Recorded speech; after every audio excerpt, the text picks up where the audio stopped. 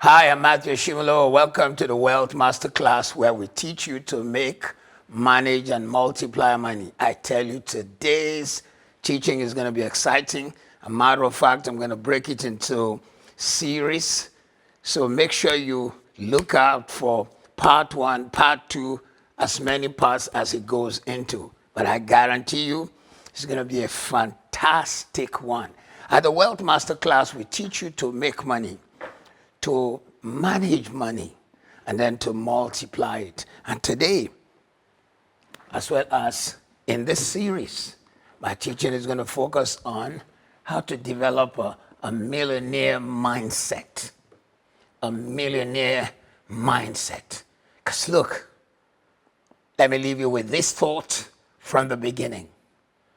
Whatever you become, particularly in the area of finance, has a lot to do with your mind and your mouth. M&M. Your mind and your mouth.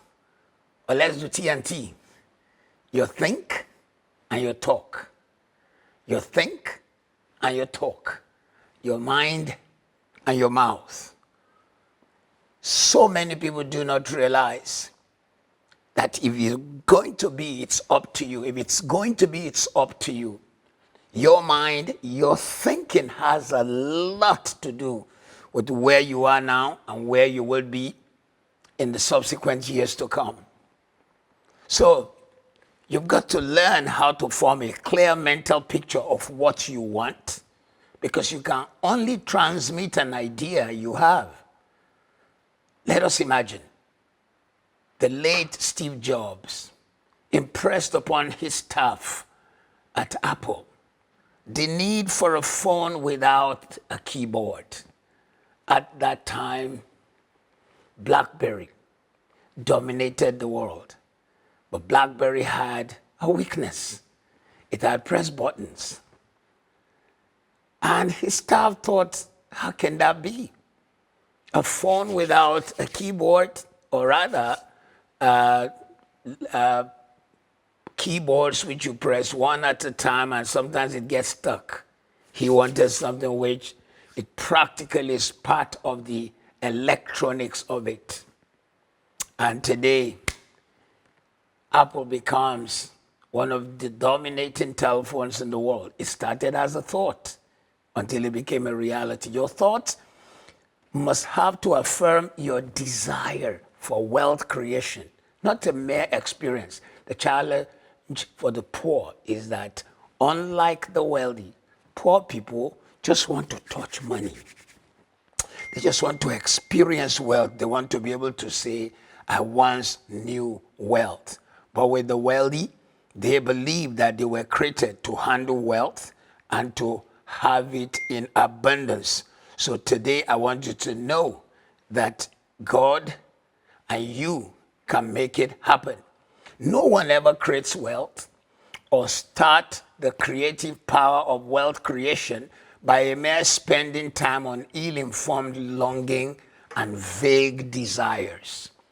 You know, when people want to create wealth, they do not realize that, look, you can't just have a longing for it or base your desire for wealth creation on ill-informed desires and ideas. You have to think. You know, as a man thinks, so is he. Have a clear mental picture of how you want to look when you have the wealth. It is part of your journey. Because you see, your think and your talk, your mind and your mouth shape your future. Just imagine somebody designed the shirt I'm wearing. They saw it in their mind. Probably it was an out of the regular kind of design, but they saw it and they went on to make it happen. In the same vein, you've got to learn how to see what you want, have a clear picture. Spend a lot of time contemplating the picture of the wealth you would like to create.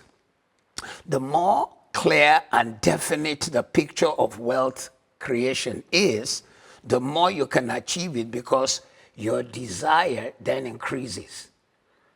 If you spend time thinking in a particular area, you find your mind oscillating around it.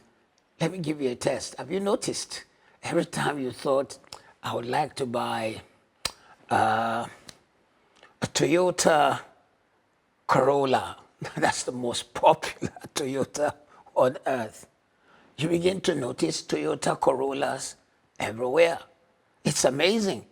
It was always there, but because your mind had not been taught to garner Toyota Corollas and look, you missed it. But the moment you begin to look out for Toyota Corollas, you see it everywhere. In fact, your hand also wants to now Google and search for Toyota Corolla. Same thing with wealth creation. If it's in your mind and in your mouth, you begin to see it and you begin to say it. You begin to see it, you begin to say it.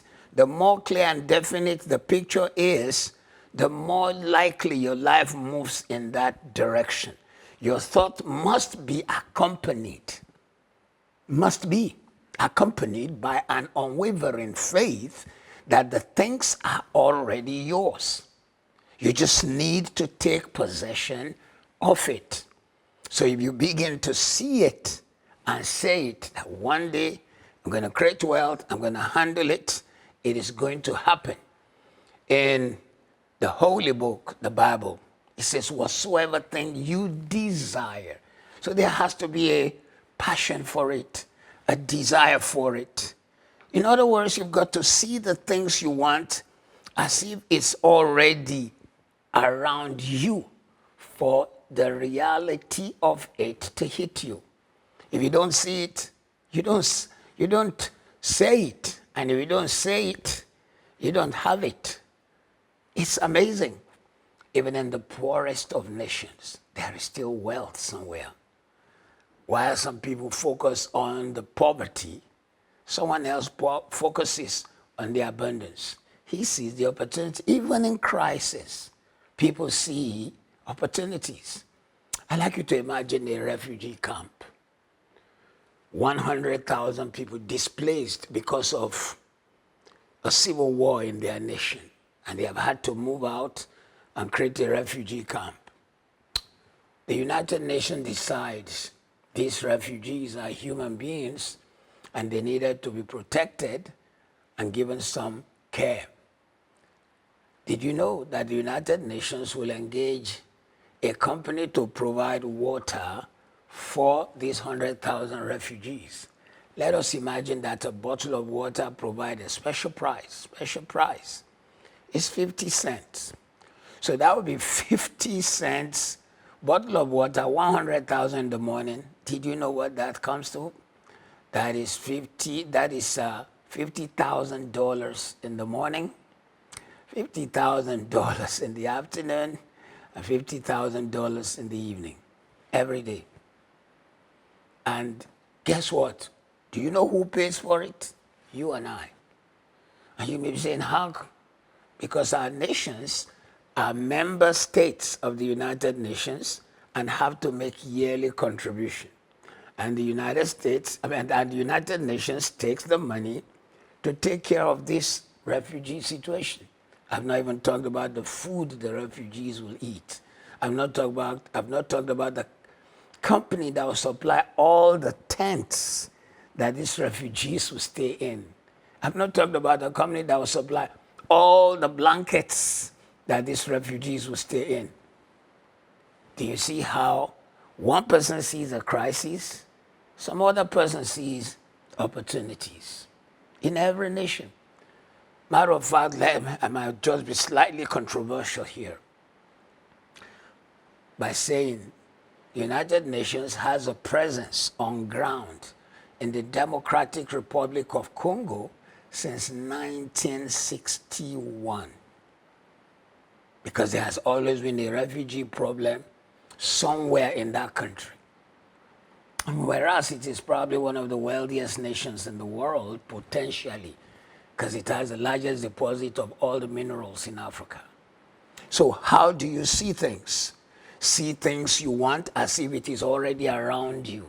And it will begin to be that your mind walks towards it and your hand begins to go towards it. Dwell in the mental picture you see. Hold on to the mental ownership of what you see. If you see wealth and you say, I'm going to be part of those whom this wealth will be theirs, then all the things we've been teaching at the Wealth Master class comes together.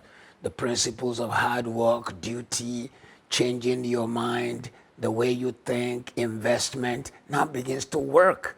Because you see, even if you are taught to invest, if your mindset have not changed, you will not. So you've got to learn to understand. If it's going to be, it's up to you, but your mind must see it. So don't waver. Change your mind, change your mouth, things will change. Change how you think, change how you talk, and things will begin to change. Then you've got to learn how to repeat the right thing. But repeated words are not enough. You hold the vision with unshakable sense of purpose, and that vision becomes a reality. You must see it. You see, your perception produces your reception. If you can't perceive it, you can't conceive it.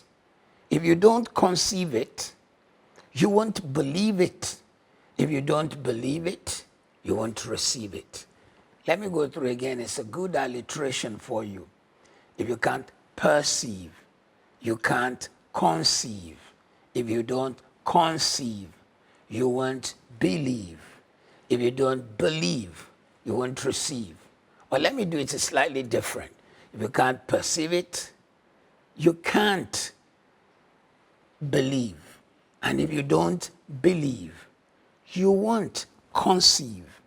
And if you don't conceive, you won't receive. But if you can perceive it, then you begin to believe. And if you believe, then you begin to conceive it. You begin to carry it in the womb of your trust and your belief, in the womb of your ability to achieve everything around you. The television, the phone, the iPad, or laptop from where you're watching me was once a perception that became a belief. The belief became a conception, and the conception became a reality. The power to create wealth starts with thinking and talking it. You cannot spend your life, don't forget this. You can't spend your life studying poverty when your desire is riches. Honestly, from now on, you observe your television, most movies, most mini martinis knock wealth. Whereas the guys who produce these programs are worth hundreds of millions of dollars, but they help us perpetuate a lie.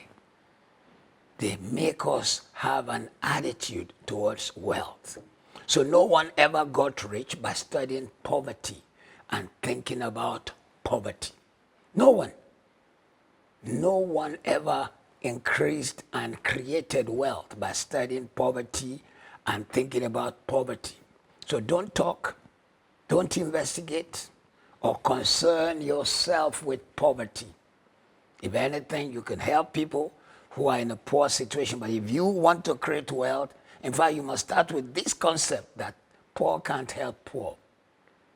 Poor cannot help poor. It is when you've created wealth that you are able to help people.